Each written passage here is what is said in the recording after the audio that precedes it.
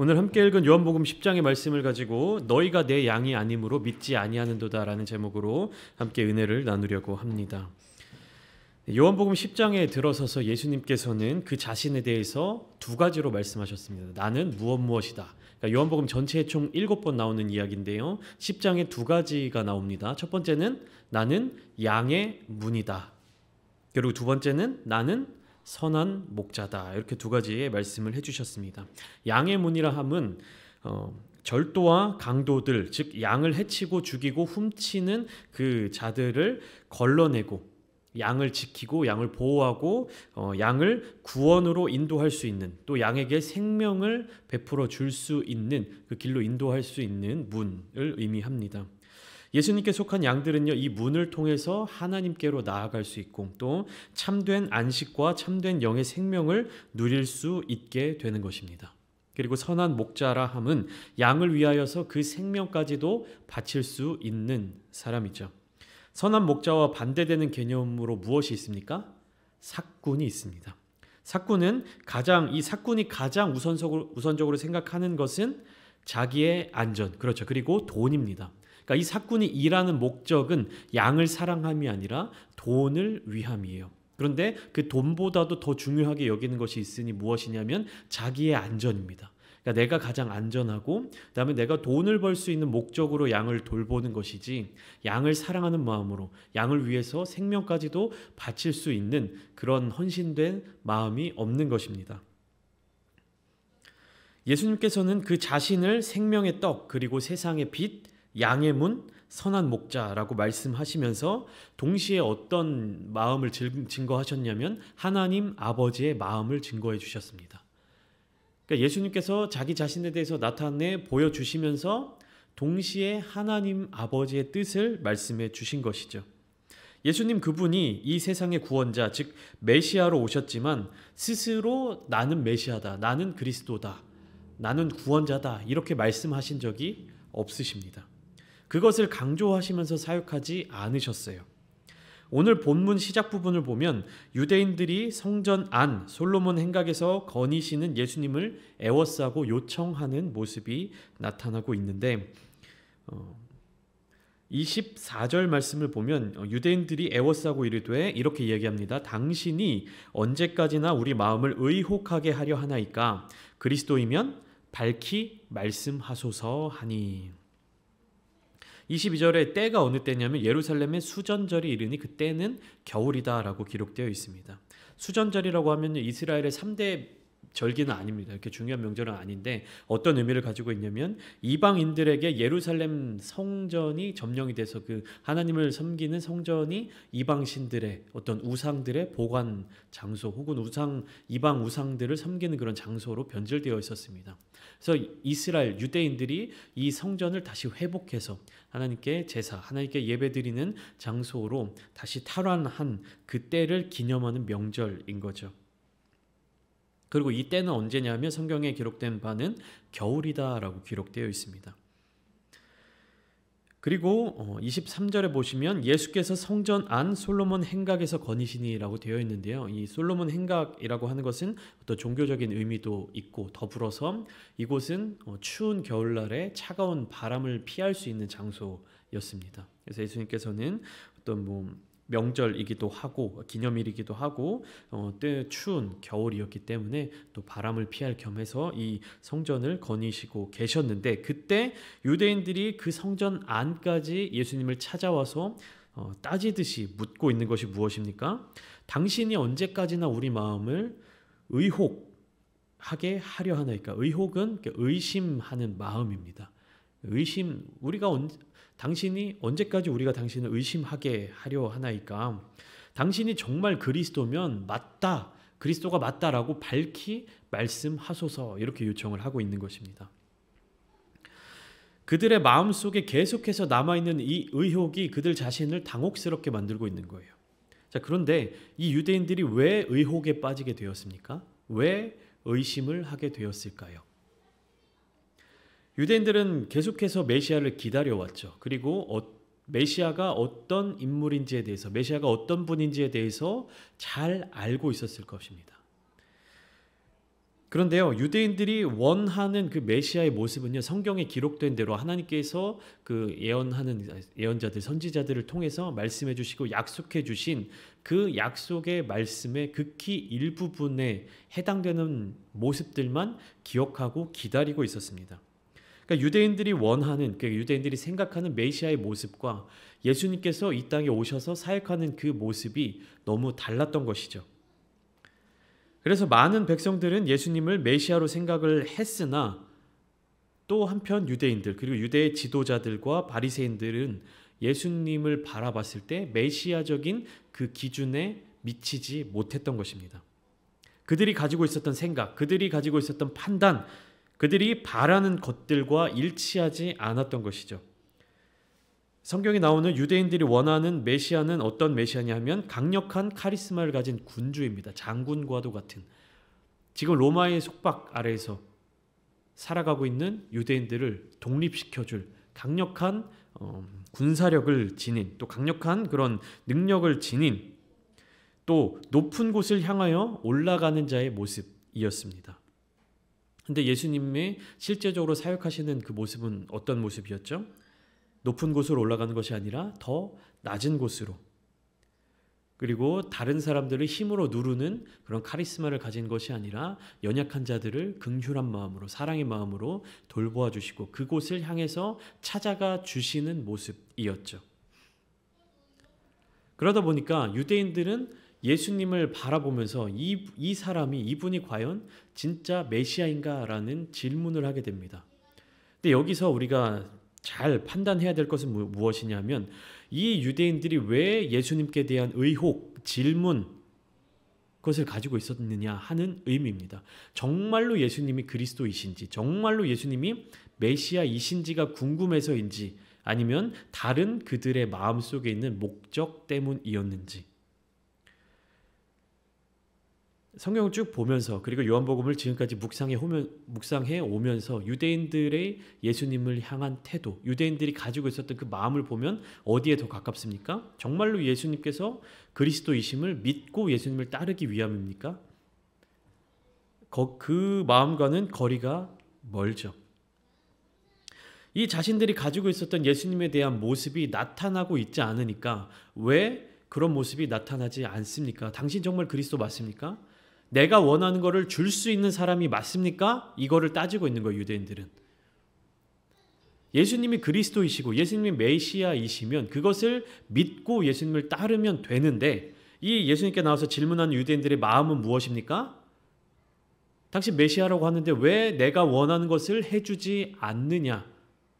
왜 우리를 자유롭게 해주지 않느냐? 왜 우리를 배고픔에서 해방시켜주지 않고, 왜 우리를 로마인들의 손에서 자유케 해주지 않고, 왜 우리를 더 풍족하게 해주지 않고, 왜 우리를 더 잘 살게 만들어주지 않느냐? 이것을 따지고 있는 거예요. 그러면서 네가 정말 그리스도고 네가 정말 메시아면 그런 능력들을 행하고 그런 기적들을 행하고 그렇게 우리에게 속된 말로 복을 받을 수 있는 편안한 삶을, 해방된 삶을, 권력을 누릴 수 있게끔, 지금처럼 압제받고 억압받는 것이 아니라 자유하게 살 수 있게끔 그런 기적을 보여달라. 이걸 요청하는 겁니다. 유대인들이 예수님께 질문을 하고 있는데 이 질문의 목적을 우리는 잘 판단을 해야 되는 거예요. 그리고 우리 또한 신앙생활을 하면서 주님 앞에 나아가면서 예배를 드리면서 기도를 하면서 유대인들의 모습과 같은 모습을 갖고 있지는 않는지를 잘 돌이켜 보아야 하는 것입니다. 유대인들의 이 질문에 대해서 예수님은 25절에 보시면 직접적인 대답을 피하십니다. 그리고 간접적으로 대답을 주십니다. 내가 너희에게 말하였으되 믿지 아니하는도다. 내가 너희에게 말하였는데 믿지 아니하는도다. 제가 좀 전에 예수님은 그 자신을 스스로 메시아다, 그리스도다라고 말씀을 하신 적이 없다고 이야기를 드렸죠. 그런데 어떻게 예수님께서 너희에게 말하였는데 너희가 믿지 않았다라고 말씀을 하실 수가 있을까요?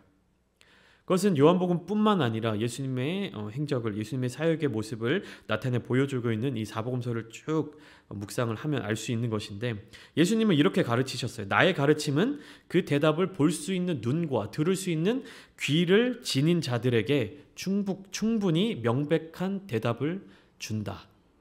그러니까 내가 하는 말은 뭐냐면 들을 귀 있는 자들이 듣고 볼 수 있는 눈을 가진 자들이 보는 것이다. 최근에 나는 신이다라고 하는 다큐멘터리가 굉장히 이슈가 되고 있습니다. 이단 사이비 종교들에 대해서 다루는 다큐멘터리고 거기에는 4가지 종류의 사이비 종교가 나오고 있습니다. 근데 거기에 나타나고 있는 이단 사이비 교주들의 명백한 특징이자 공통점이 뭐냐면 첫 번째로는 그 교주 자신이 메시아다, 구원자다라는 이야기를 하는 겁니다. 그 자신 스스로를 드러내놓고 내가 구원자다, 내가 메시아다라고 이야기를 하고 있습니다. 그리고 또 어떤 공통점이 있냐면 성경을 직접적으로 해석하고 알려줍니다. 수학 공식처럼 딱딱 맞춰져요. 구약 성경에 나타나는 이 예언의 말씀들이 신약에 어떻게 이루어졌고 어떻게 정확하게, 신천지 같은 경우에도 14만 4천이라고 하는 그 상징적인 숫자를 가지고 구원받을 수 있는 인원이 14만 4천 명밖에 없다. 그러니까 너희가 그 14만 4천 명 안에 들어오기 위해서는 빨리 지금 신천지로 들어와야 된다. 이런 식으로 이야기를 하고 포교를 하고 그렇게 하지 않습니까? 그런데 예수님께서 씨 뿌리는 자의 비유를 들어 알려주시기 전에 하나님 나라, 천국, 구원에 대해서 어떻게 말씀을 하시냐면 그것은 비밀이다. 하나님 나라, 마태복음에는 천국이라고 되어 있고요. 마가복음, 누가복음에는 하나님의 나라라고 기록되어 있는데 이 하나님 나라의 비밀을 아는 것이 너희에게는 허락되었으나 외인들, 타인들에게는 허락되지 아니하였으니 그들에게는 비유로 나타내 보여지나니 왜냐하면 그들로 보아도 보지 못하고 들어도 듣지 못하게 하려 함이라. 그러니까 하나님의 나라에 대해서도 구원에 대해서도 정확하게 이것이 하나님의 나라다, 이것이 천국이다라고 떠먹여 주지 않으신다는 거예요. 그럼 누구에게 주신다는 걸까요? 하나님의 나라, 천국의 비밀. 천국의 비밀을 아는 것이 너희에게는 허락되었으나, 예수님이 말씀하시는 너희에게는 허락되었으나 그들에게는 허락되지 않았다. 누굽니까? 제자들이죠. 오늘날로 따지면 그리스도인들입니다.